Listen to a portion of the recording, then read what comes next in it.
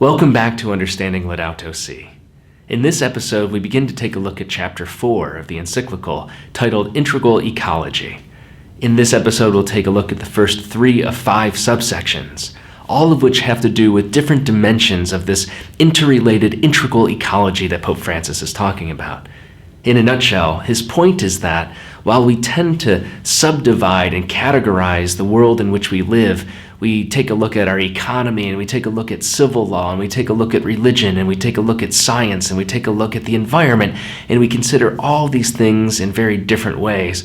Pope Francis reminds us that, in truth, all of these realities come together, and that when we respond to the crises of our time, we should take special care to offer solutions and respond, keeping in mind that this ecology, this running of the environment, this household in which we live, is already integrated. It's part of a larger whole.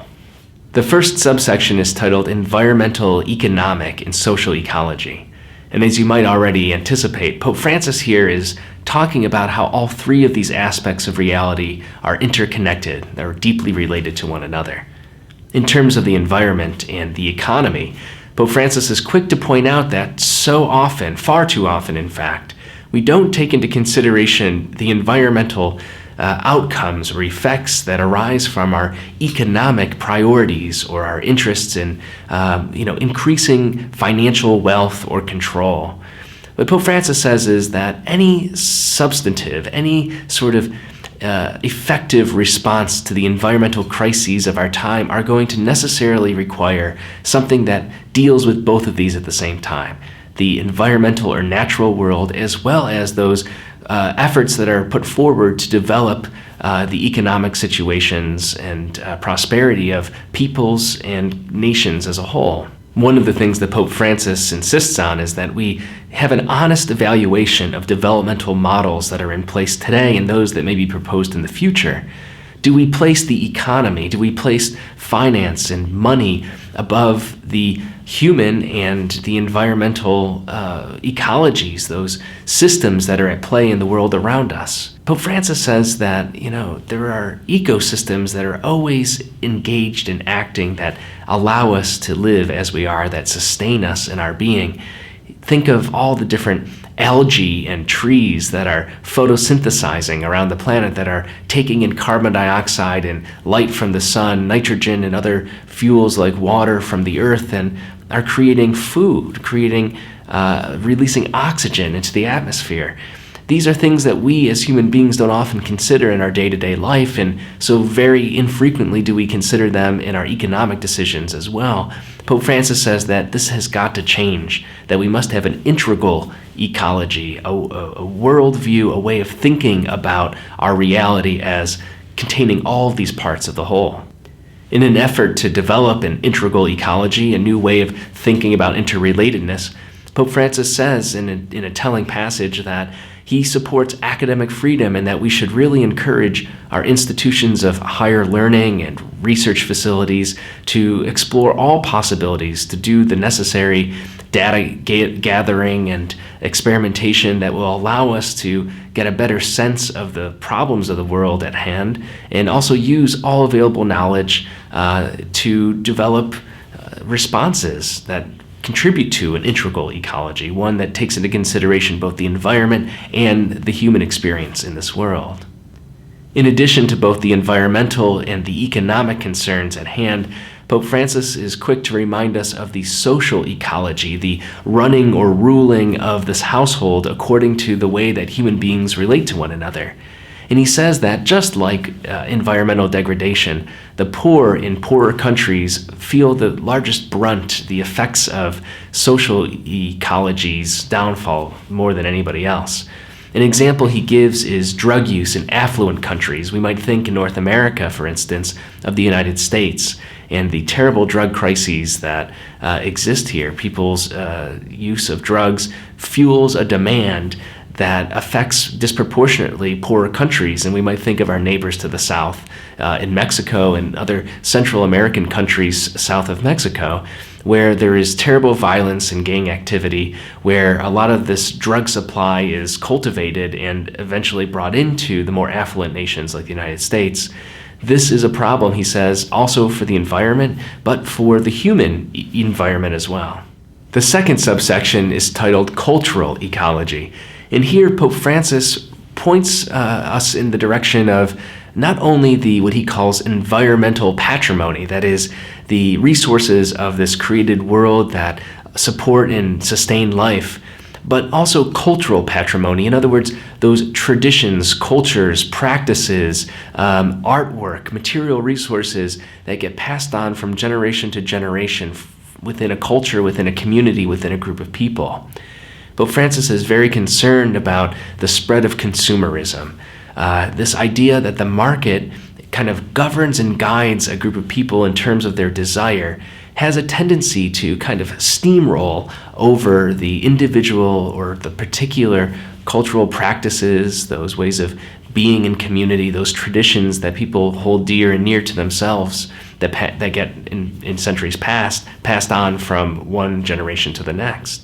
One of the things Pope Francis highlights in this regard is that tied to environmental degradation, a lot of the practices, a lot of the sort of new cultures that lead to ruinous environmental practices like strip mining or mountaintop removal or deforestation or the pollution of waterways, these sorts of careers or jobs or environments not only are unhealthy for the environment in terms of the other than human aspects of creation, but they tend to be unhealthy for human society as well. There's an emphasis on overworking. There's an emphasis that does not respect family life or time for leisure, time for renewal, care for individuals and care for one another.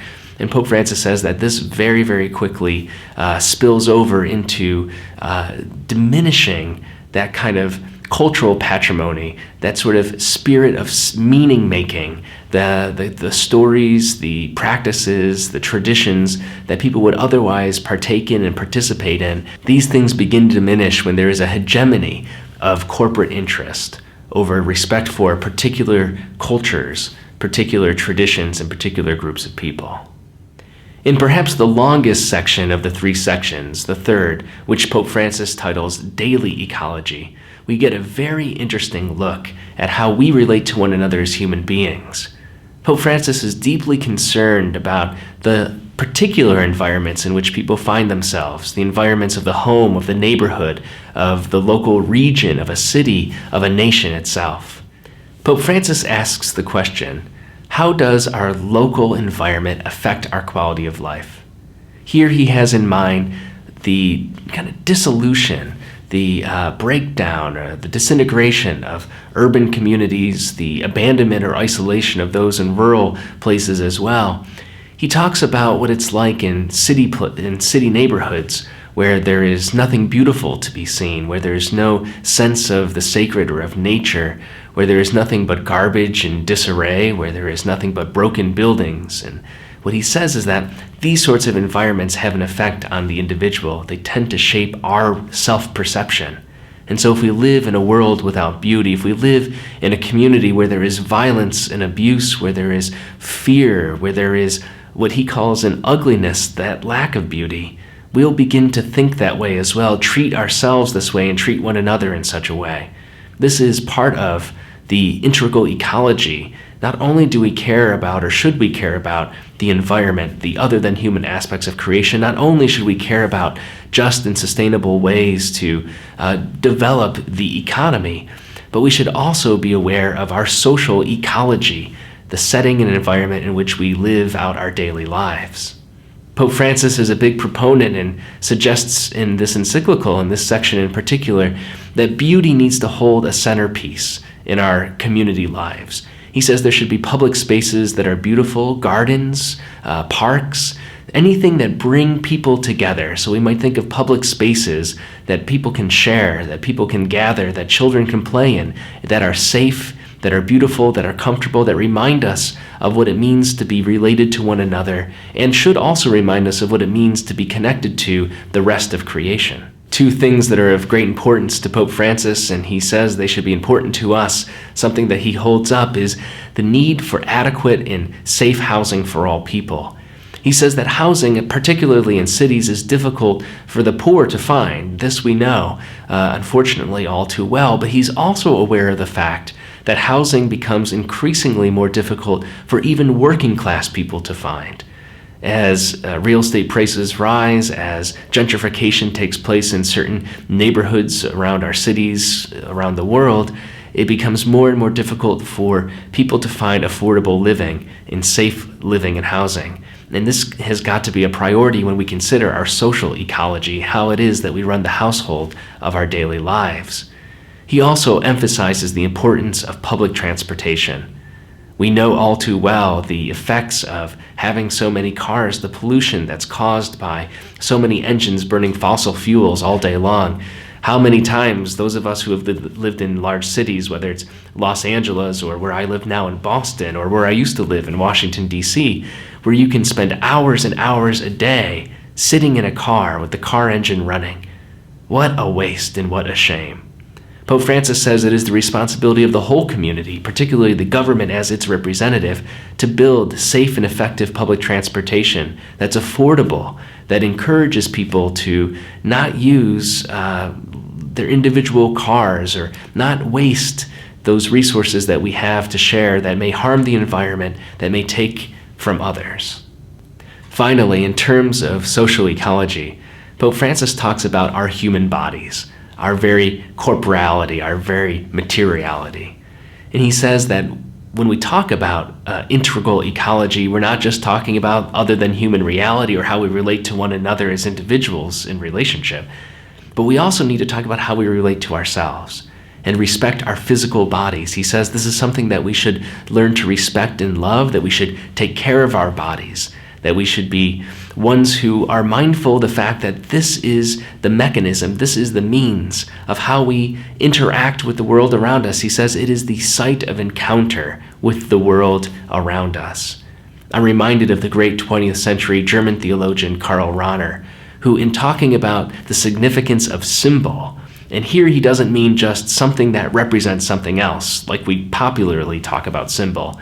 When we make that kind of reference, Rahner says we're really talking about signs, like a stop sign, which refers to the concept that we must not go, we must stop. Instead, a symbol, Rahner says, in a sacramental way, makes present what it is it represents. It makes real, it brings into real, it expresses that reality. And he talks about the human body as the symbol of our individual selves, who we are, that we are not body and soul separated, but that we're an integral whole, not uncommon or not that different from what Pope Francis is talking about here, right? This idea of an integral ecology. Well, the ecology of the individual human person is truly a symbol represented, made present, made real, expressed in our human bodiliness. And so it is something that we should respect both in ourselves as well as in others. And Pope Francis concludes this section making note of the fact that it is in our differences that we're able to interact with one another, to encounter one another in relationship. If we were all the same, we wouldn't really be able to relate to one another. We wouldn't be able to form a true relationship. It is, in fact, our uniqueness, our individuation, our differences that allow us to form bonds and relationships with each other. And this is, of course, all taking place within the sight of our human bodiliness, so that we should respect that we should consider our humanity, our bodiliness, our physicality when we take into consideration this integral ecology. As always, I'd like to thank you for watching this video and encourage you to share it with others, to like, to subscribe to this channel, to post your comments, questions, observations, or recommendations in the spaces below. And as always, may the Lord give you peace.